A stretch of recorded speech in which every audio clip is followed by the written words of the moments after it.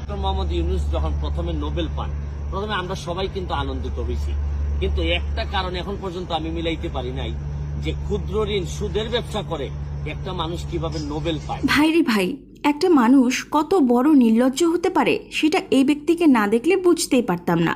দেশ ছেড়ে পালিয়েছে, এক সপ্তাহও হয় নাই, সেখানে গিয়ে শুরু করেছে আবার উল্টোপাল্টা বক্তব্য দেওয়া। অন্তর্বর্তীকালীন সরকার প্রধান ডক্টর ইউনূস সাহেবকে নিয়ে তার মাথা ব্যথা শুরু। যখন প্রথমে নোবেল পান, প্রথমে আমরা সবাই কিন্তু আনন্দিত হয়েছি, কিন্তু একটা কারণ এখন পর্যন্ত আমি মিলাইতে পারি নাই যে ক্ষুদ্র ঋণ সুদের ব্যবসা করে একটা মানুষ কিভাবে নোবেল পায়। এখন আপনারা মনে করেন না আমি সুদ পছন্দ করি। ডক্টর ইউনূস সাহেব সুদ খান, এটা অবশ্যই নিন্দনীয় কাজ, আমি এটাকে সমর্থন করি না।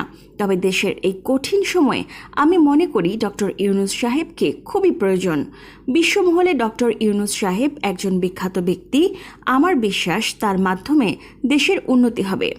শুনেন, আমি একটা জিনিস আপনাদেরকে বলি, এই দুঃসময়ে এখন যে সময়টা ক্রাইসিস মোমেন্ট, এই সময়ে আওয়ামী লীগের মধ্যেই আমি আওয়ামী লীগের যারা আছেন সবাইকে দাবি করব, যে যার খুলস থেকে বেরোয় আসেন।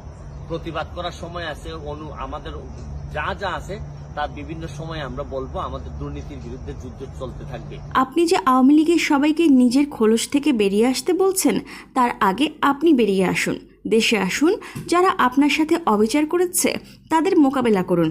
আপনি ভালো করে জানেন জনগণ আপনাকে ছাড়বে না, তাই তো বিড়ালের মতো পালিয়েছেন। কিন্তু এখন মনে রাখবেন যে জননেত্রী শেখ হাসিনা, আমি বারবার বলছি যে উনি যদি না থাকেন তাহলে আমাদের মতো মানুষের প্রতিবাদ করার সাহসও থাকবে না, কারণ উনি বঙ্গবন্ধু কন্যা বলেই আজকে আমাদের এরকম প্রতিবাদ করার সাহস আমরা পাচ্ছি। এখন দয়া করে চাপাবাজি বন্ধ করেন, শেখ হাসিনাকে চাটা বন্ধ করেন, না হলে এই জীবনে বাংলাদেশের মাটিতে আপনি কোনোদিনও আসতে পারবেন না।